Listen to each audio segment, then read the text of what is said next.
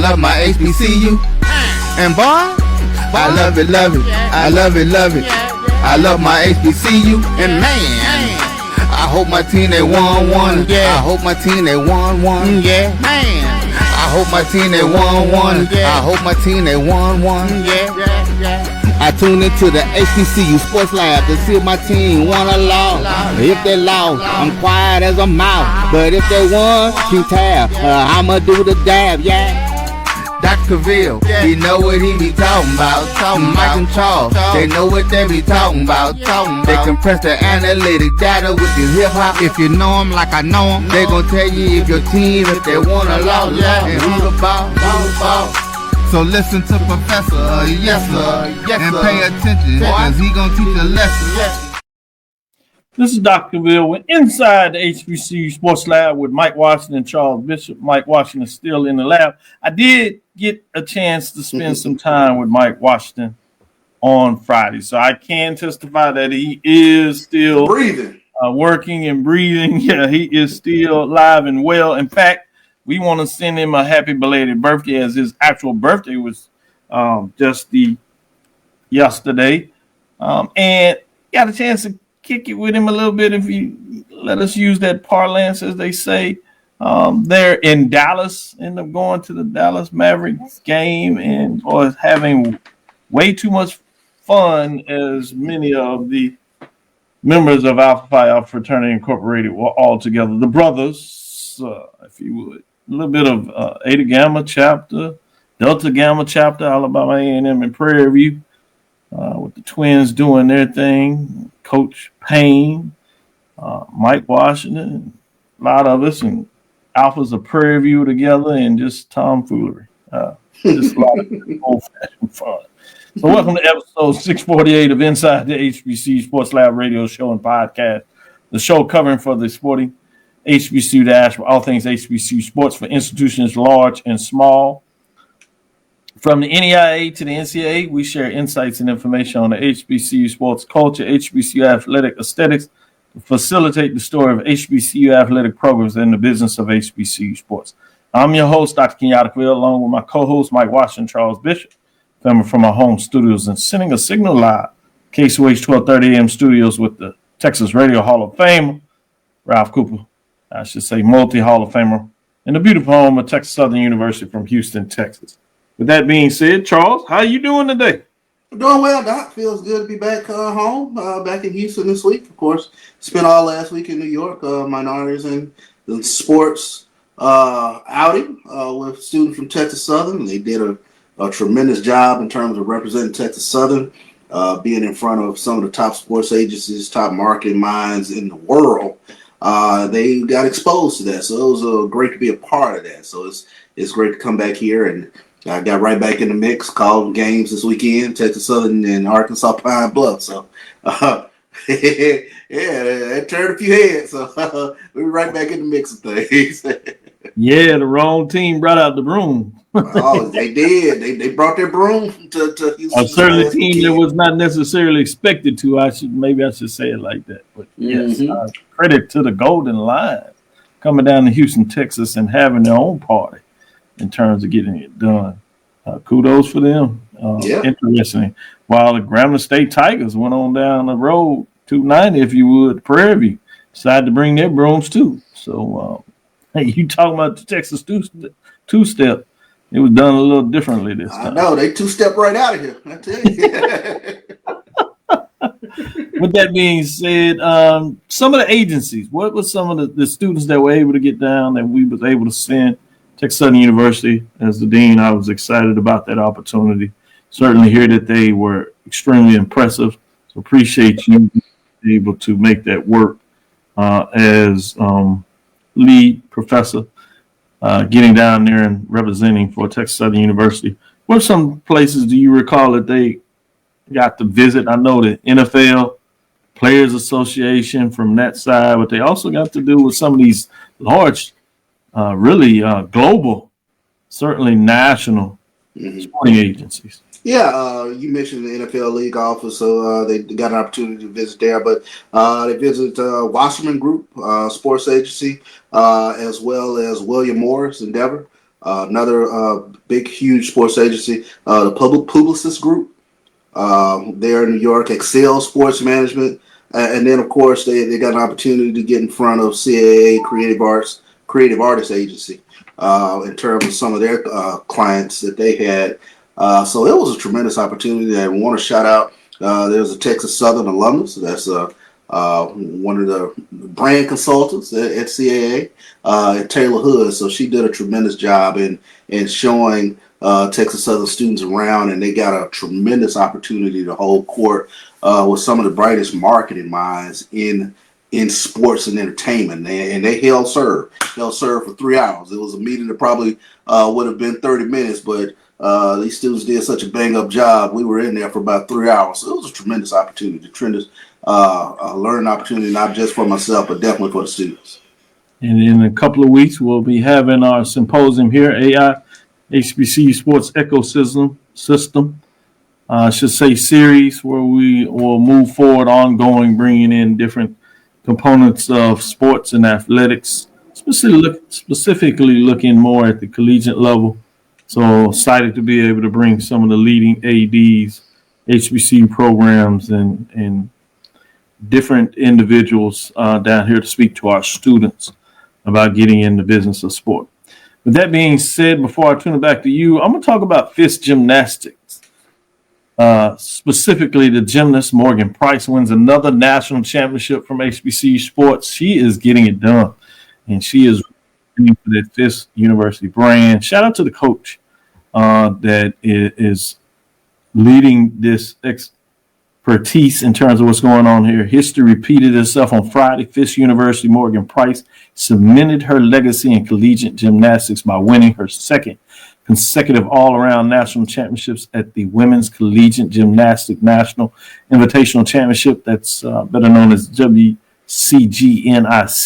competing against some of the best gymnasts in the country. Price delivered a stellar performance, scoring 39.35 to edge out Southeast Missouri State's Taylor Engel at 39.30, and Bridgeport's Abigail Kinney 38.95. Price, as a junior in the face of Fisk's groundbreaking gymnastic program, showcased poise and skill across all four events.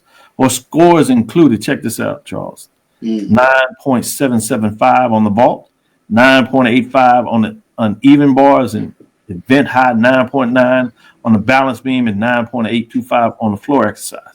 I know you have a different perspective of this. Is your daughter got into some gymnastics for a while there before she decided to go in a different sporting direction. So I imagine when you see this, you're like, yeah, I remember a little bit about that. I do. I remember well. I remember traveling all over the place. So gymnastics meets on Sundays and whatnot. So, spending that money too. These results not only secured her the all-around title, but also qualified her for 4 individual event finals on Sunday. I've dedicated so much effort to these moments, Price said after a victory. I just wanted to go out there, give it my all, and perform as I usually do. It feels amazing to see everything align, end quote. Nice statement.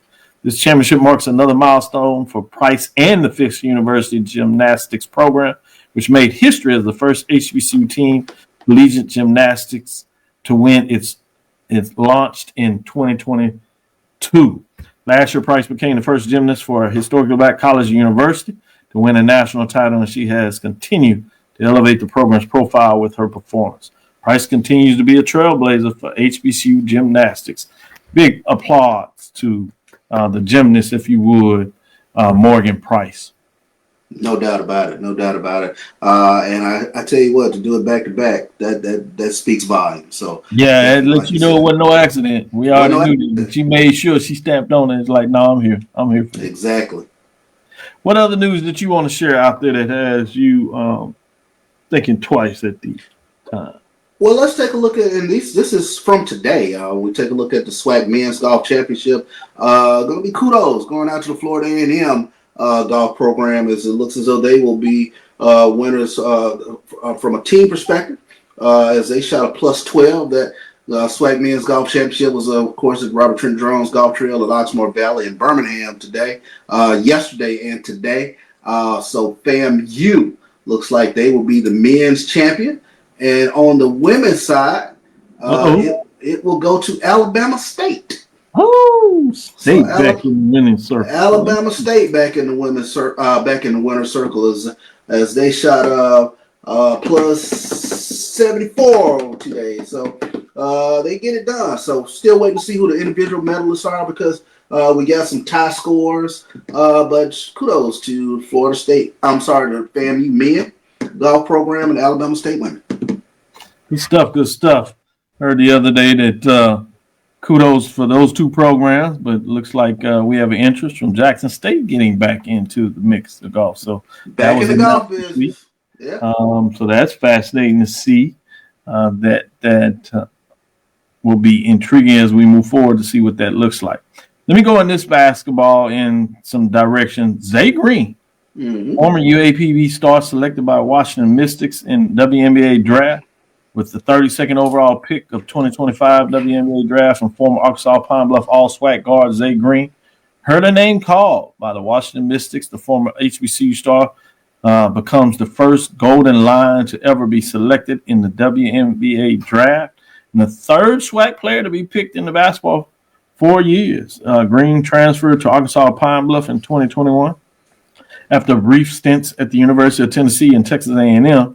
From 2016-2020, she spent 3 seasons with the Golden Lions. She missed the 2022-23 season due to injury and was named the All-SWAC team in her final year. In 55 games at UAPB, Green averaged 16.3, 7.7 rebounds, and 5.3 assists, along with 2.1 steals before transferring to Alabama. There she helped lead the Crimson Tide to an NCAA tournament opening round win over Green Bay, scoring 22 points on 60% shooting from the field. Green is one of 3 guards selected by the Mystics in this year's draft, along with first-round picks Sonia Citron and Georgia Amore. Interesting when you talk about Zaay Green. We said that when everybody saw her. We knew that she could play, that's for sure. And she used to entertain many of the fans, certainly at UAPB and along those fans across the SWAC when she came to the arena. We got a chance to see her on TV. Unfortunately, Diamond Johnson was not taken in the WNBA draft. So media reacts to insanity from HBCU Sports. People were not happy the fact that Norfolk State guard Diamond Johnson, one of the most decorated players in HBCU women's basketball, was not selected during the 2025 WNBA draft. Omission comes despite widespread projection and strong performances. It had many expected to hear her name called. Johnson, a Philadelphia native, capped her collegiate career with a stellar run at Norfolk State after transferring from North Carolina State in 2023. The past season, she averaged 19.2 points, 4.3 assists, and led the MEAC with 3.6 steals per game, earning her the MEAC Player of the Year award and a spot on an all-defensive team. Hopefully she gets an undrafted invite to a camp and then shows off, which still is unfortunate because it's notification and historical if you're actually obviously drafted. So that will happen for Diamond Johnson, which a lot of people are not happy with. Any thoughts on those two individuals? Zaay Green, like you talked about, we saw when she was at UAPB. She had that next level talent set in terms of getting to the WNBA, and you thought that same talent set was there in the form of Diamond Johnson, and there's, I think, gonna come a point where we do the WNBA kind of the same way we kind of put that microscope under NFL in terms of how they evaluate these players, because Diamond Johnson, she did it on the Power 5 level, transferred to Norfolk State and continued to keep doing it. So it was really surprising to not hear her name called. Like you said, she should get an invite to camp, but that, quite honestly, that's a really tough route to go. It can happen, but we've seen that with a young lady from Jackson State. She got was drafted late but wasn't able to get through camp. So we'll just kind of see how that kind of works out with regards to Diamond Johnson, but the skill set is there.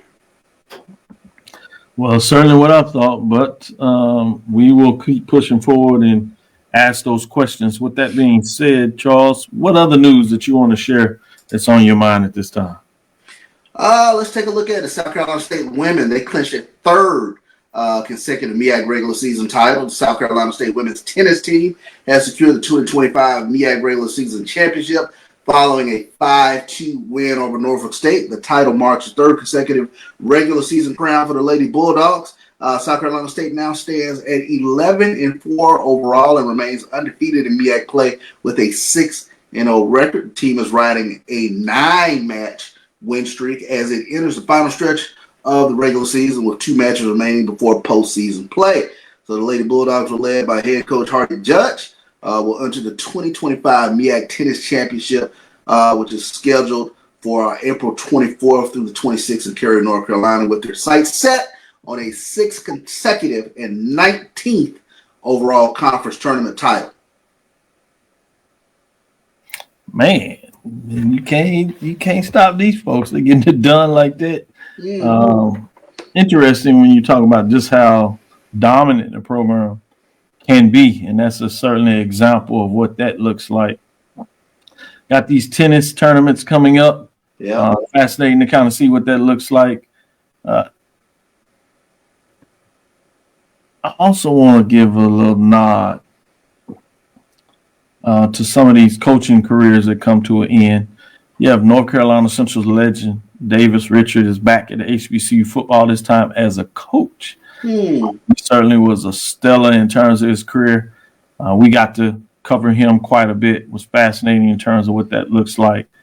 And so kudos as he gets it back in the fro roughly a year and a half ago after playing his last game for the Maroon and Gray, which is now assuming the role of quarterback coach. It is something that he wanted to do, but not this soon. After finishing his career with the HBCU national title and a trophy case full of accolades, Richard turned his attention to the 2024 NFL Draft. He hopes of becoming the first quarterback selected from a historically black college since 2006 with a goal line run in the HBCU Legacy Bowl, an all-star game designed to showcase the talent, ended up dislocating his right ankle and ultimately ended his playing career. So fascinating to see what he's going to able to do on that side. It reminds me a while back with KJ Black in terms of how well he was even able to play his last year. Obviously in the offseason he got hurt, but he was able to go through the coaching circuit, and now he is a coach with the Atlanta Falcons. So you never know where it leads you in your opportunities after becoming an offensive coordinator, moving from Prairie View to FAMU. So wish the best for Davis Richards to see what this opportunity lends for him. Let's take our first break. We'll come back on the other side, and then we'll get in here and see what we're going to talk about in the next segment. We'll get into some rankings. We'll look at the SWAC baseball rankings and get your thoughts in terms of where it stands. We're officially at the halfway mark. We might even get a couple of midterm grades, as you would say, or the lab grades for the halfway season, and then we'll come back after that first break. Since 2002, Empowerment Resources, Inc., a nonprofit organization, has empowered more than 1,500 youth and adults in Duval and surrounding counties through its programs Journey into Womanhood, Girls Mentoring, Life Skills for Teens, and Parenting Education Coaching. To get involved with programs, volunteer, or donate, visit www.empowermentresourcesinc.org. Follow us on social media, facebook.com/empowerment.resources and instagram.com/empowermentjax.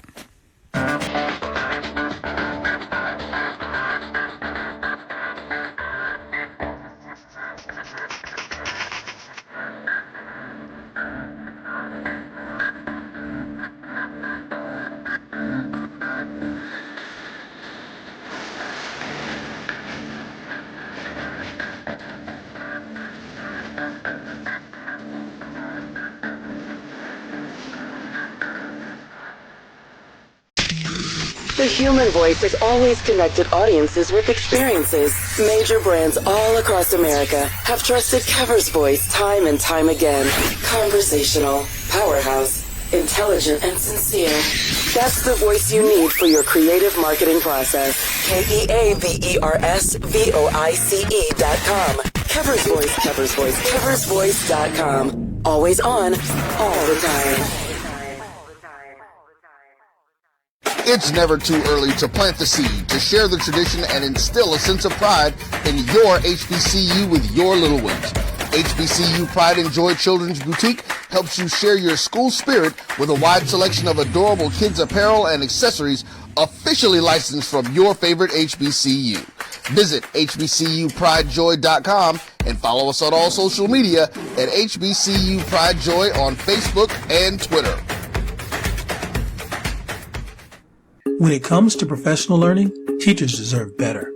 From the leader in online learning, Stride brings you the Stride Professional Development Center, an on-demand library of mobile-friendly courses that gives teachers choice and flexibility, allowing them to learn anytime and anywhere. Our dynamic courses provide bite-sized learning and help educators advance their knowledge while also gaining professional development hours. It's time you take charge of your learning. Visit us today to get started. Compress the analytic data with your hip-hop. If you know them like I know them, they gon' tell you if your team, if they wanna lose, and who the ball. So listen to Professor, yes sir, and pay attention, cause he gon' teach a lesson. This is Dr. Cavil with Inside the HBCU Sports Lab. Let's get into some of these rankings as we get in the first half of the SWAC. Let's start with those teams at the bottom.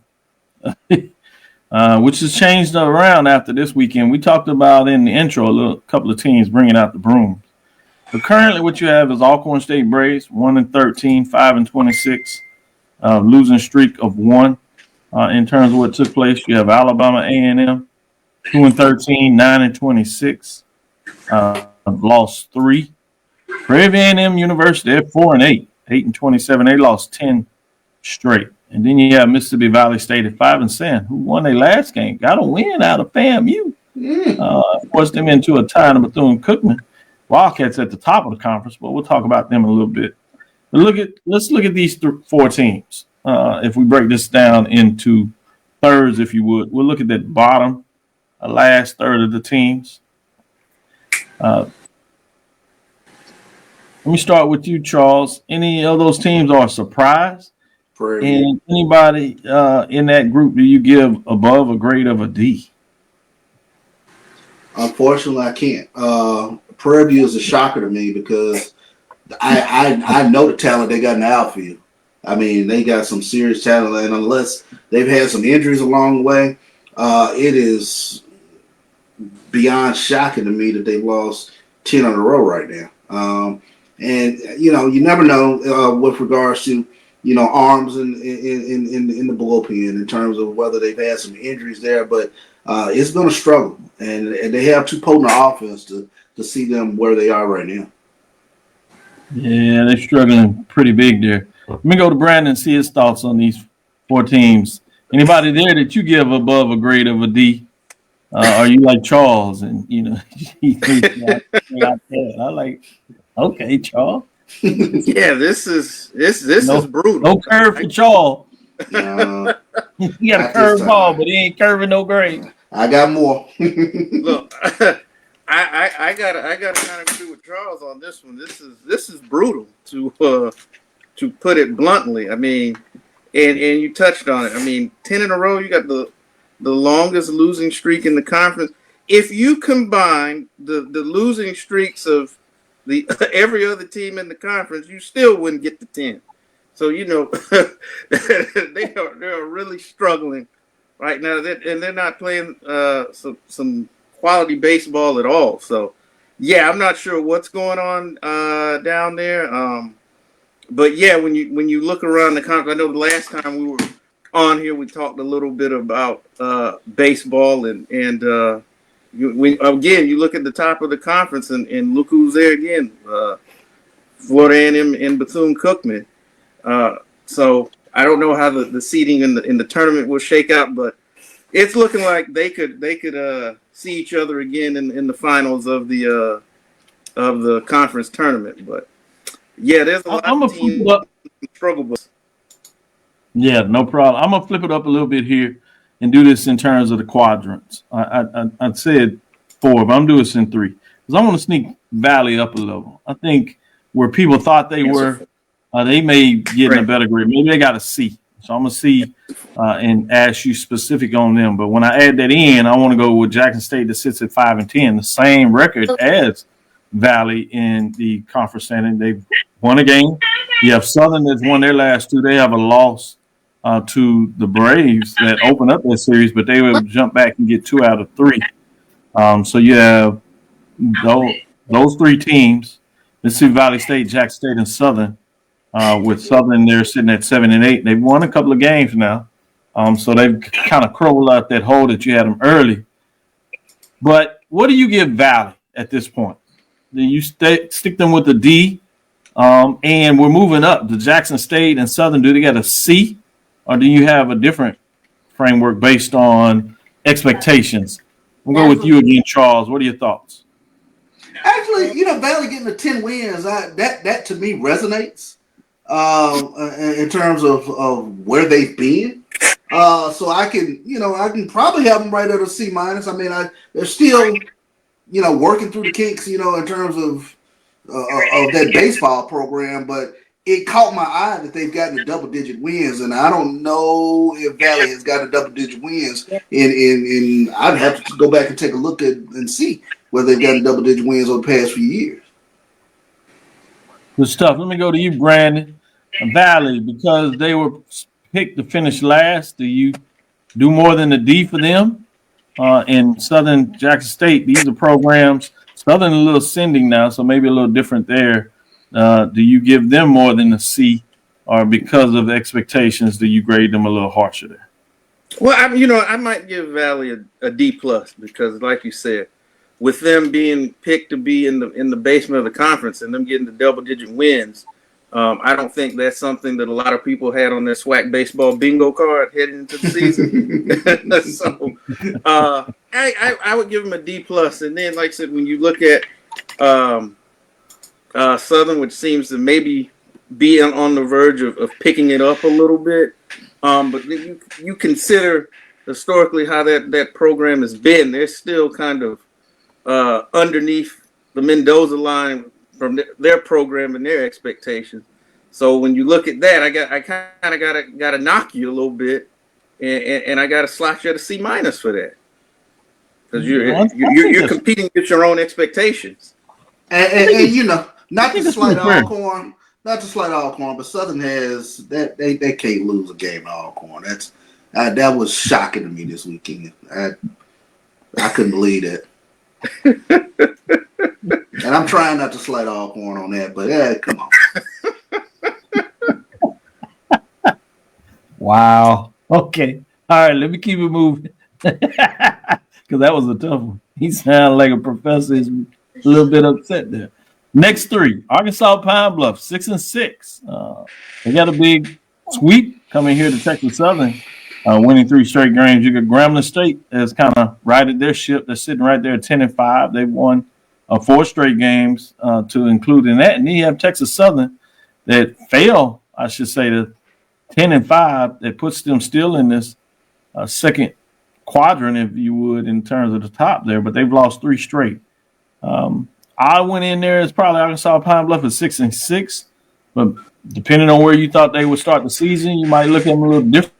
So I'm going to go with you, Brandon, first. And it may be a little harder to kind of fight between these two, but give me some thoughts in terms of at least 2 of these, if not all 3 of these teams, and what grades you giving them. Well, I'd say this: when you look at Arkansas Pine Bluff and Grambling, you're talking about 2 of right now the hottest 3 teams in the conference, with Grambling being on a 4-game winning streak and Pine Bluff on a 3-game. They got a big win, going down into Texas Southern and getting 3 off the Tigers. So maybe they're kind of trending in a positive direction. So looks like they're starting to play some good baseball. What was the other team? My mind just went blank. Just that. Yeah, the Grambling State at 10-5 and Texas Southern at 10-5. One has won 4 straight, which is Grambling, and Texas Southern had lost 3 straight, including getting swept here in Houston, McGregor Park, with Charles on the call. Just slide that in there. Texas Southern is the one also tied with Grambling at 10-5, but they lost 3 straight, as I said, getting the brooms brought out on them. Yeah, that I mean, you can't get swept at home like that. You let them come in and get 3 up off you, and that kind of causes you to tumble down the conference standings there. Because even if you go 2 out of 3, you're still right up there in the mix with Bethune and FAMU. Right. So now, you dropping that at home, you've got some work to do. I know we're at the halfway point of the season, but you've got to pick it up to kind of get back up in that top 2 or 3. Really good points. Good point. Well, let's get to the cream of the crop. Let's get to these top 3 and where it gets a little fun and see what's going on here. Alabama State, 11-4. They did lose 1 this weekend, but they sit right there in second place. They're 2 games back with Bethune-Cookman at 13-2. They got the sweep with FAMU tied with them at the top at 13-2. FAMU were on the road. It was game 3 Sunday. They did let one get away from Mississippi Valley. This is a Valley team that's playing much better.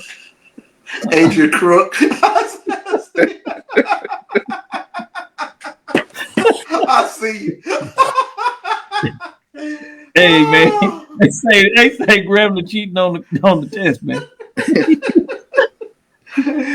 I looked up. You got me on that one, man. I wasn't ready for that. Yeah, that's funny in terms of baseball. There, good information. But with that being said, I'm gonna go with you, Charles, first after that big laugh and comment there, as we talking about baseball, man. Folks say, man, they spitting on the glove. Hey, they brought something to Prairie View this weekend. I don't know. They come out of there with a sweep. Gee, boy, they were knocking the ball this weekend. But you take a look at these top 3 teams, and I think the common denominator with all 3 of them, they are, in the top 3 in pitching in the SWAC. They got the arm, so and their record proves it. They got timely hitting. You see them go in and they don't play around. I was a little bit shocked. Valley got 1 off of FAMU this weekend, but FAMU's, they've been getting those sweeps. So, yeah, good stuff. Let me go to you, Brandon. What are your thoughts in terms of these top 3 teams? Can FAMU, Cookman, they play this weekend. We'll talk about that a little later, but where are you in terms of these 3 teams at the top of the column? Like I said, right now, this is the cream of the crop in the league. So if you're every other team in the SWAC, this is who you're looking up to. I know that like I said, FAMU unexpectedly dropped that 1 to Valley, but when you look at how they've been playing all season, if they're the best 1 or 2 teams in the league, and I'm not saying they're 2.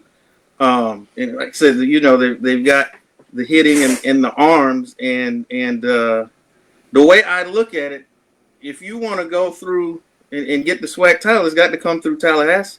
The way they are playing and continue to play. So every other team in the conference, they've got their work cut out for them.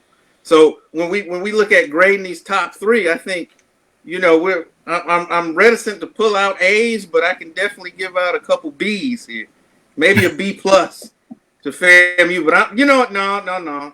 They dropped 1 to Valley. I got to give them a B. I can't give them a B+. I get 3 B's.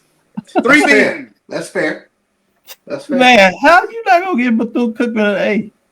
Yeah, I was about to say Bethune-Cookman. They didn't drop the. They on TV. Who won the Valley? They swept Valley. All right, I give them a B+. Give them a B+. All right. I'm just saying, man, that's going to be an exciting series. And it is in Daytona, which means the Cat Eye Network will have it on the air. So one person I know will be tuned in with one eye over there, checking that out, because that should be some really good baseball. Obviously, these are rivalries, and that makes it interesting enough to get into it. So again, we'll get a chance maybe to talk a little bit on the back end in segment 4. Next segment, we're going to go to D2. We're going to look a little bit at SIAC. Some teams have gotten hot, Golden Rams maybe, as we said that they were a little down. Well, it looks like they've caught fire. We'll talk a little bit about them and the other teams at the top that are holding steady. With that being said, we'll take a second break and come back on the other side. Look at some of these teams in the SIAC. With that, we'll be right back after this next break. Since 2002, Empowerment Resources, Inc., a nonprofit organization, has empowered more than 1,500 youth and adults in Duval and surrounding counties through its programs Journey into Womanhood, Girls Mentoring, Life Skills for Teens, and Parenting Education Coaching. To get involved with programs, volunteer, or donate, visit www.empowermentresourcesinc.org. Follow us on social media, facebook.com/empowerment.resources and instagram.com/empowermentJAX.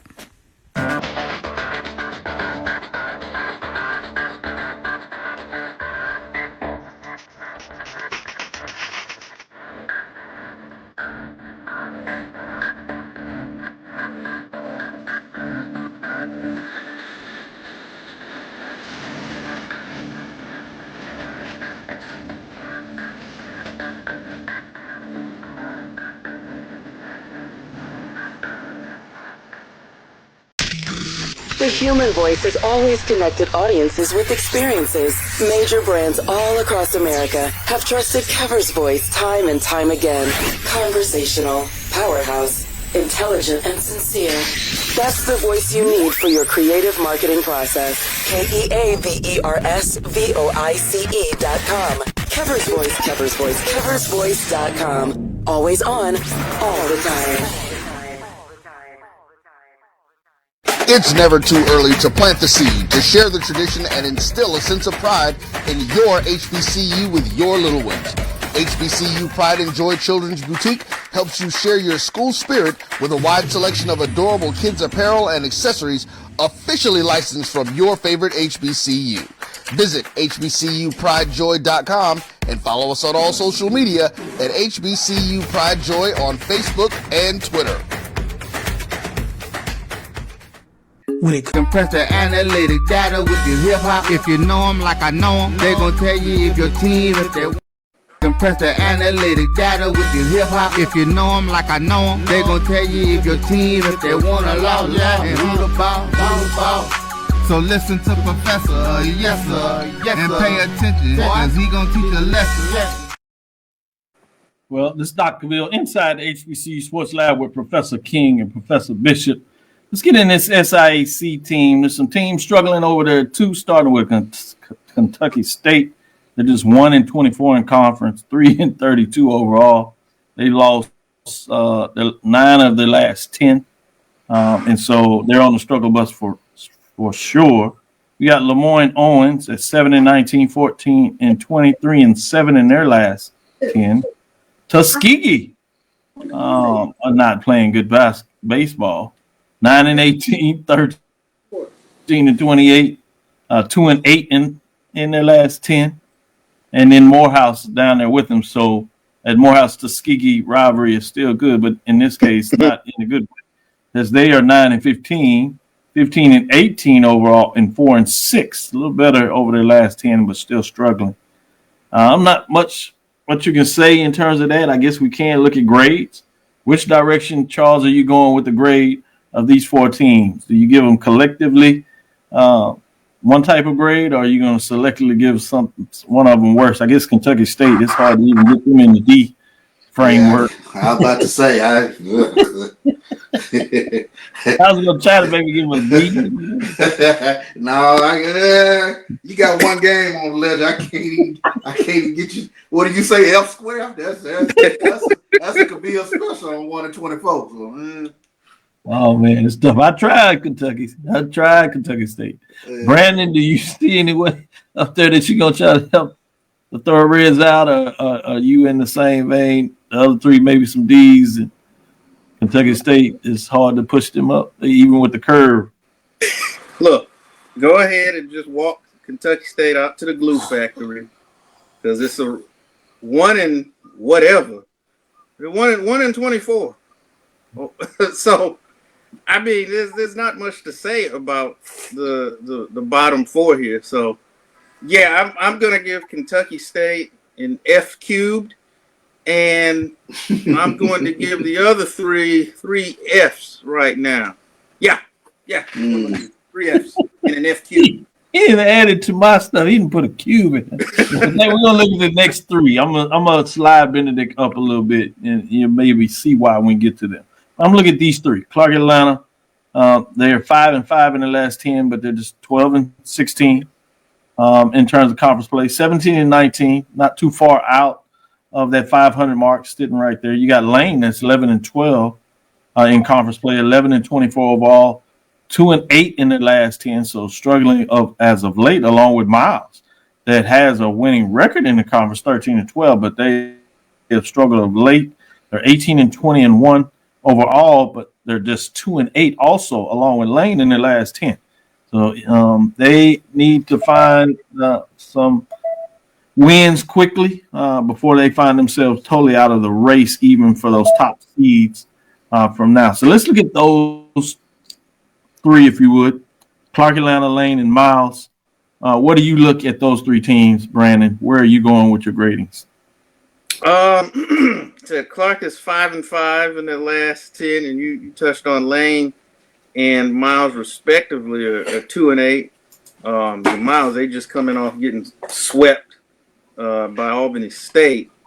So looking at assigning grades, I'm going to give Clark a C-, only because they're at least 5-5 in their last 4. But these three, like I said, they're in the danger zone right now in terms of potentially losing touch with the upper portion of the conference, and 2 of the 3 are not playing good baseball. So yeah, I'm gonna give them 2 D's. Yeah. I think you're right in line. I have to agree with you a little bit. You know, I'm a fan of Clark Atlanta, but baseball is not that thing right now. They more than everything else, baseball, they got to figure it out a little more. Charles, where are you with these three programs? Miles, Lane, and Clark Atlanta. Miles is the one that's surprising me, though. Yeah, Miles is the one that's surprising. I was ready to bump Clark up, to at least a C, playing, good 500 ball over the past few games, but I saw they were playing Kentucky State, so that hurt their C. So we back in the Hey, you can't get but so excited. Yeah, I was like, wait a second, they playing some decent. Oh, okay. All right. It means when you got the paper, you found out they were using. Yeah. Notes. Yeah. They had good AI going, ChatGPT going on. Oh my goodness. Well, let's look at these next 4. Spring Hill is at the top of the conference. Obviously not an HBCU, but they're in the SIAC. We do want to acknowledge that they're getting it done in the conference. Again, they're just winning. They've won 9 straight. They're 24-2 overall and 31-9. They just sweeping teams left and right. They haven't lost a series since they started the conference play. So that's a thing of the past. But let's look at these last 4 behind them at the top of the conference. Obviously, all HBCUs, starting with Benedict, that's 15-11. They've won 8 of their last 10, so they're playing pretty good baseball of late. Know if they're getting it done against those bottom teams. You got Albany State that we were questioning just a couple of weeks ago, but it looks like they've gotten hot. They're also 8 of 10 for their last 10 in terms of going 8-2, I should say. They're 17-9 in the conference race, so they're battling in terms of those second and third spots is what you're looking at. Spring Hill is pretty much class of the conference. They're going to get that number 1 seed going into the SIA tournament. But where you're going to be seeding, to me, was going to be important because you want to get in that 2 or 3rd seed. So if you can do your damage during the tournament, you can at least stay away from Spring Hill championship game and see what you can do then and see if you can get a little magic in the tournament, if you would. Sitting in that 3rd slot right now is Edward Waters, that is 19-8. They played some pretty good baseball all year long. They continue to get it done, 26-15, as you see with their record. They're 8-2 in their last 10 to let you know what that looks like. So fascinating to see what's going on there. You have Savannah State. It really has bounced back this season in a lot of ways, and they're really the class behind Spring Hill. Sitting at 20-7, they're 20-3-10 overall, 8-2. In terms of what goes on with the tournament, You look at postseason play, it's fascinating to see what that looks like. You don't usually get but one team out of the conference, but you do have the HBCU World Series. So these are some teams that are setting themselves up. If they do not get that postseason invite in terms of the NCAA Division II tournament, you do have the opportunity to see if you can make a run at a championship in the Black College World Series. With that being said, Charles, with you, what are your thoughts on these top 4 teams? The outliers a little bit of Benedict. They're still at 15-11. You know, they're literally 4 slots out behind Savannah State, if you would, and just 2 games behind Albany State that's red hot. And all these teams are 8-10, 8-2, I should say, of their last 10. So that's an interesting thing to me in terms of what's going on between these 10. So, Charles, what are your thoughts, grades, specifically on any or all of these teams? It's very interesting when you take a look at Edward Waters, Benedict, and Savannah State all being 8-2. From a statistical standpoint, Benedict is the best hitting team in SIC, hitting 335. I automatically dropped down to see how's the pitching, and it's like, okay, they got a 7.55 ERA. So how sustainable are the bats going down the stretch? I'm sure it depends on who they're playing, but some of the matchups I think against Savannah State, Albany State, and Edward Waters, I want to say Savannah State is hell served with regards to what they've done against those teams. So I really look for Savannah State to keep momentum going down the stretch. Brandon, what are your thoughts in terms of these top 4 teams behind Spring Hill lining themselves up for seeding in the tournament? What are you looking for as they're playing good baseball right now, at least in their last 10? And what are your thoughts in terms of grades? Yeah, I think you've got these teams that are kind of lining up behind Spring Hill. Outside of what they've done, they're arguably playing collectively some of the best baseball in the conference, going to combine 32-8 over their last 10 games. Nice.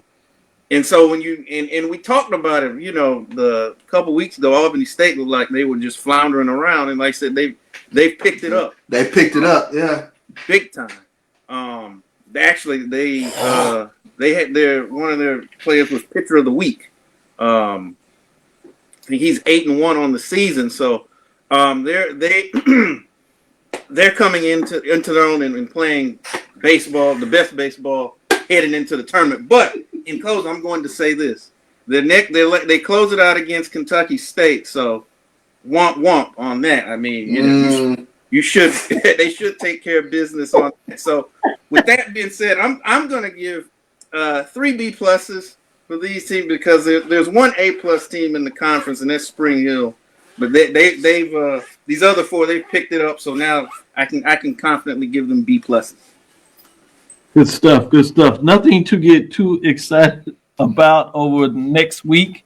Don't seem that the schedule will change. You should get a couple of sweeps, but it'll be fascinating to see. When you talk about Savannah State, Edward Waters, and Albany State, guess what? They play Morehouse, Clark Atlanta, which may be the biggest matchup at this point, and then Kentucky State, Savannah State, Edward Waters, Albany State this weekend. And even Benedict is going to face Kentucky State in a couple of weeks. So not a lot going on in terms of these matchups. So as they go down the stretch, it'll be fascinating as this is the last week play before you find out what are the seedings for the tournament. So I'm interested to see what that looks like. Who can get the sweeps? Somebody gets to hold on to their position and being able to do what you're supposed to against teams that you play better baseball in the season is going to be extremely important. As I said, what you want to look at here for me is that 2 and 3 slot. Can you stay in that 2 and 3 slot so you go deep in the tournament? You stay away from Spring Hill until the championship game, and that's what you see Albany State, and which is going to come in terms of who gets that that final slot there. With that being said, let's take our last break. We'll come back on the other side. We'll talk about a couple of matchups in the SWAC, see what your thoughts are there. Tease you out with a little updates in terms of what's going on in softball. We'll do that between MEAC and SWAC And then, again, we'll call it a show with that. We'll be right back after this last break. Let's face it, shopping for insurance can be time consuming. That's why when it comes to your auto, home, and life insurance needs, make things simple and trust the experts at Allstate. They will help you get the coverage that fits your needs while helping you bundle your life, home, and auto policies. Bundling saves you money, sure, but it also saves you time, so you can enjoy the things that matter most even more. Contact me, Tammy Haynes, your local agent, for a free personalized insurance quote. Allstate, are you in good hands? There's a shot to right. It could be. Right field, grand slam. What a shot. That's how you get hot, young fella. Thank you guys for what you do for HBCU athletics. This is a fantastic avenue for all of us. This is our ESPN, so we love what you guys do, all you guys at BCSN. We really appreciate what it is that you guys do for us.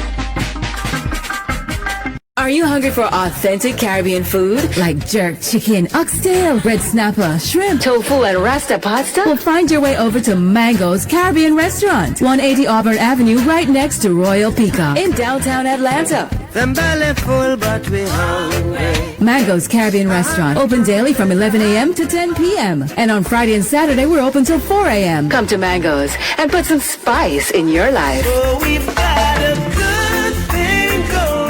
Mango's Caribbean Restaurant, 180 Auburn Avenue, right next to Royal Peacock in downtown Atlanta. For more info or directions, call 404-698-3992 or log on to mangoscaribbeanrestaurant.com. For instant coupons, text MANGOS to 313131. Tell your mama hungry, papa hungry, brother hungry. Mango's Caribbean Restaurant, authentic Caribbean cuisines. Open up the door, tell your mama hungry. The Cuvée Group is a Florida-based marketing and training consulting firm. We help businesses communicate to their target audience and engage them in conversation. We also help to expand their audiences, which will ultimately result in growth for those organizations. In addition to being a certified constant contact specialist, my colleagues and I are also certified in John Maxwell Leadership Principles. We use these proven principles to conduct workshops, training, and private coaching sessions for individuals and companies looking to take things to the next level. Contact us to schedule a free consultation. Issues today, don't delay, call Cuvée. Compress the analytic data with the hip hop. If you know them like I know them, they gon' tell you if your team, if they want to lose, and who the ball. So listen to Professor, yes sir, and pay attention, cause he gon' teach a lesson. This is Dr. Cavil with Inside the HBCU Sports Lab. We talk about the SIAC. We got 2 weeks left in conference, so I said going down the stretch is going to be fascinating to see who can hold those seeds. With that being said, hold on real quick, Doc. Rob, do you have a video from this weekend? I was trying to play the video. I thought he was going to come out of the break playing the video, though. Let's see if we can get it done for the end of the show. Tough up. A little bit of video, give him a chance to look at it. Well, we'll better get it going now. Let's see, get into it as we talk about some good video here. As we're getting that video squared away, let's talk about some of these players' superlatives, baseball-wise. Batting average, Cardell is still doing his thing. Oh, there we go. What's the call, man? Pine Bluff. Give us some love to Pine Bluff as they just bringing out the bat. A little triple play action, Doc. We lost the audio. One. Allen hits it back to Prieto. Prieto doubles the runner at first, and they throw to third to complete the triple play. Well, we move to the bottom of the seventh. You don't see that every day. 19-9 is your score. We'll be back here on the Texas Southern Sports Network. Man, I tell you, Charles getting excited about a triple player that scored 19 tonight. I saw a triple play and 4 home runs from one player. I was like, hey, you don't get that every day. Oh, the player also had the 4 home runs? Player had 4 home runs in a 19-9 game. Yeah. Man, that's a big deal. All those RBIs, boy, he playing some baseball. Yeah. With that being said, talking about home runs, Cardell Southern is sitting at the top of the league with 14. Behind him is Andrew Martinez at 11. Juan Cruz, Alabama State, sits at 10. Damian Garcia, just talked about Texas Southern, at 9. And Cameron Hill also with 9 in terms of your top 5. Batting average, Cardell Thibodeau is still doing his same thing. He's leading in home runs as well as batting average, so he's hitting for power and for average at 467. Credit to him. Trey Rutledge is sitting at 433 at Alabama A&M. While the Bulldogs are struggling, Trey is not. Eric Williams is another one. While Valley, you can see maybe a little bit of this surge that they're able to get done. Part of Eric Williams is certainly doing his side batting at 419. You have Juan Cruz, another guy that's not only doing it for power, but for average in terms of the Alabama State Hornets. Jackson State gets into the top 5 in terms of batters getting done, which is Joseph Eichelberger at 411, letting you know what goes on there. Talking about hitting for power and batting average, Brandon, what are your thoughts on some of these players? You see 2 of them that are able to do it on both sides of the bat, which I think is very impressive. What about you? Well, first of all, yeah, like I said, we got some guys in the SWAC that are knocking the cover off the baseball. But when you can hit for power as well as average, that means that you're not, from a batting standpoint, a one-trick pony. That means if you're not hitting the ball out of the ballpark, you're still putting it in play, and you're still getting yourself on base, or you're moving runners along in terms of moving the offense. So you're not just an all or nothing type of batter, and so that can help you. They're not just going to look to walk you or things of that nature. That gives the pitcher something to think about as well. So it's great to see that those guys are able to do both, because it really makes you dangerous as a hitter when you can do that. No doubt about it. Charles, what do you say about this batting average and home runs between some of these gentlemen? Tremendous. When you take a look at what they're doing at the plate, Cardell Thibodeau, he's almost hitting 500 on the season. That just that throws me in my tracks right there. Man, but it's almost sort of that you get a Barry Bonds effect. You got somebody that's sitting in the lineup that can really tear up some pitching, and you can pitch around. So it's very interesting to see these guys that are at the top of the statistically are at the top of the SWAC in terms of what they're doing at the plate. But I tell you what, week in, week out, Dr. Cavil, you watch some players really put on a show at the plate. You mentioned Damian Garcia. He jumped up in the home run this past week. But Arkansas Pine Bluff had a young man, Brent Va.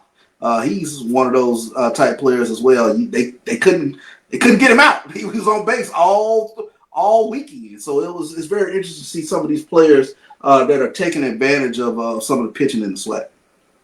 I'm going to save the pitching to Thursday, but I do want to get into, as you said, talking about being on base. Look at those that are not only able to get on base once they get on the base, they're able to maybe take another or 2, which are stolen bases. Let's look at the top 5, starting with Kelton Phillips of Texas Southern University with 22 bags that he's been able to grab.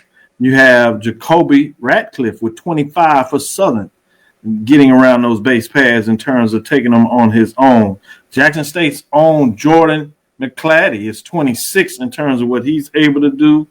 And then number 2, Trey Rutledge. Not only can he hit it in terms of second in the conference, he's also able to do his own damage in terms of muscling around the base pad. He is almost at 30 for the year. He's sitting at 29 to be exact. And then Bryce Hughes for Texas Southern University is leading the conference by far. He is 10 up on Trey at 39. He's nearly with 40 stolen bases on the season. Bryce Hughes is getting it done once he gets on base. With that being said, I'm go stick with you, Charles. What are your thoughts? And it continues with kind of the theme of the conference. I mean, this is known as a speed league, and you see that in the SWAC tournament. Once base runners become a premium, and you start playing a little small ball, speed really speeds up the defense, speeds up the field, and these are some of the best in the conference in terms of when they get on base, they're taking a bag. And the other thing about it produces some really good catchers in this conference too. You got some guys with some howitzers back there. They really come up, pop up time. They come up firing. So it's a nice cat and mouse week in, week out. Good stuff. Good stuff. Let me slide it over, switch right in the middle of this. Let me talk a little bit about softball. I want to show them some love. I'm gonna give you the top four in the MEAC. I'm gonna give you top four in each division in the SWAC. To kind of let you know as things start to close on the season as well, they get ready for these softball tournaments. You have North Carolina Central at 7-7. They're just 10-28 on the season. They have won 3 straight.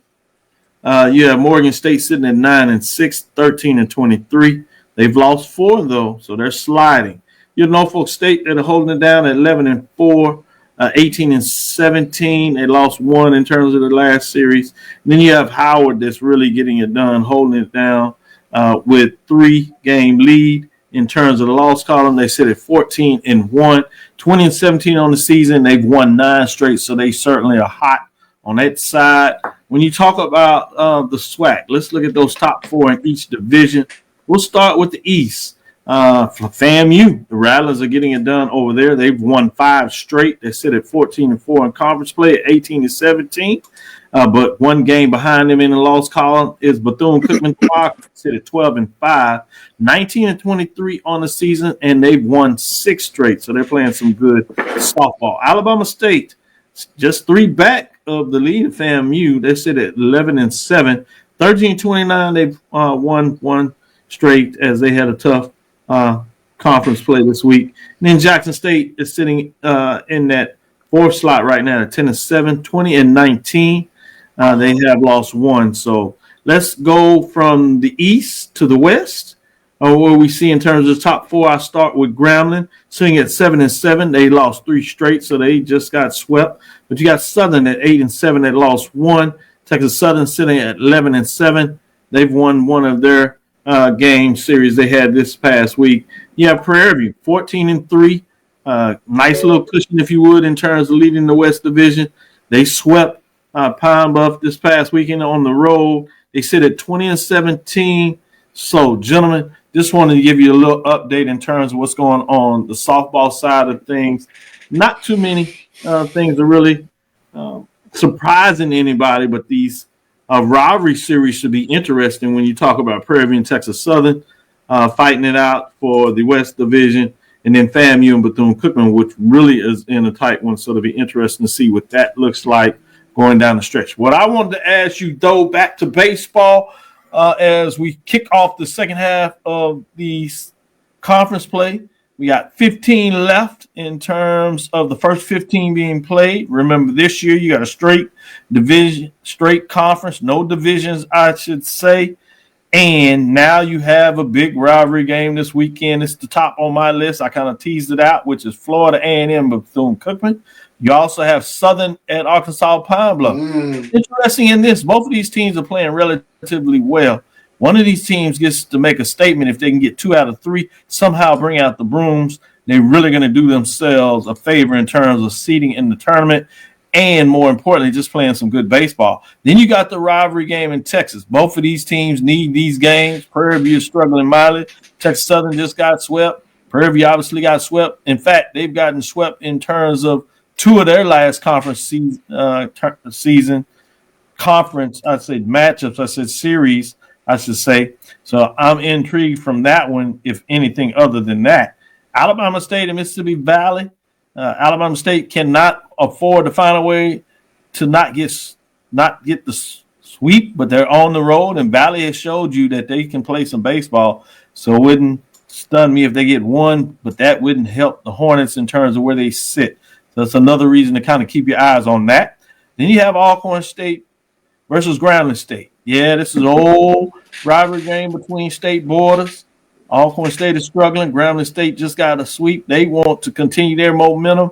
Might not be close here, but you just never know when you get those two together.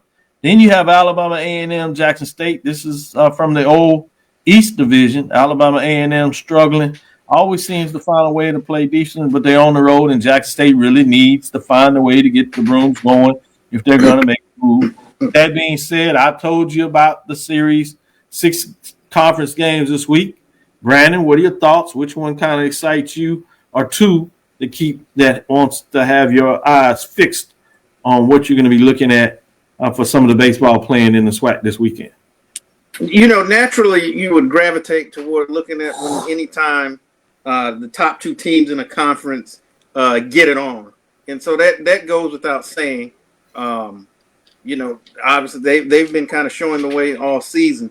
But I'm kind of interested in this Alabama State and Valley series because for a couple reasons, depending on what happens in those 2 series, you know, you could see Alabama State jump into second place if they can get a sweep. And you know, if Bethune loses 2 out of 3, now you've got a battle for second place. So I'm very interested in that series for that reason. You know, Valley's coming on; they're playing some good baseball, so it may not just necessarily be a walk in the park for the Hornets, but that will be one that I will find particularly intriguing. Good stuff. Good stuff. Let me go to you, Charles. Which of these series grabs your interest in particular, and maybe a couple of other that you're going to at least keep your eyes on to see what's going on? I think for me, Southern at UAPB.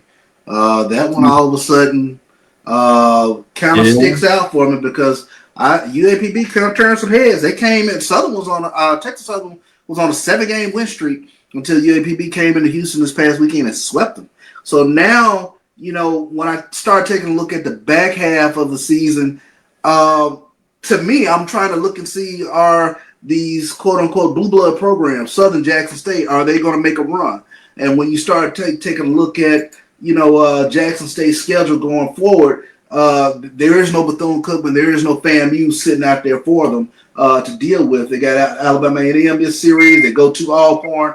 Valley comes into Jackson. They go to Arkansas Pine Bluff, so that'll be interesting. But I'm going to be interested to see if these programs that have traditionally been right in the top tier of the SWAC, if they can make a run. I agree with you. Good comments from both of you all in terms of baseball. As things start to heat up, we start to see a little separation. We have some people that are playing for seeding, and some people seem that they're already playing for next season. But we'll see what that all says as we start to close things up. With that being said, thank you for listening to Inside HBCU Sports Lab. Make sure you share our podcast with your friends and colleagues. I am Dr. Kenyatta, the Dean of HBCU Sports, come from inside the lab in the College of HBCU Sports with Mike Washington and Charles Bishop. Again, we want to thank you for listening to Dr. Bill's Inside HBCU Sports Lab with Mike Washington and Charles Bishop every Tuesday and Thursday. We'll be back at Thursday at 6. Get prepared to check us out, and that's 6 o'clock Central Standard Time. With that being said, follow me, Dr. Kenyatta Cavil. That's DrKenyatTaCavil. That's Facebook and Instagram. Getting it done as well as Threads. Inside the HBCU Sports Lab on HBCU Sports Lab on YouTube and Facebook. Dream big. Continue to move forward. We will talk with you soon. Brandon? Of course. Charles? Lecture. Dismiss.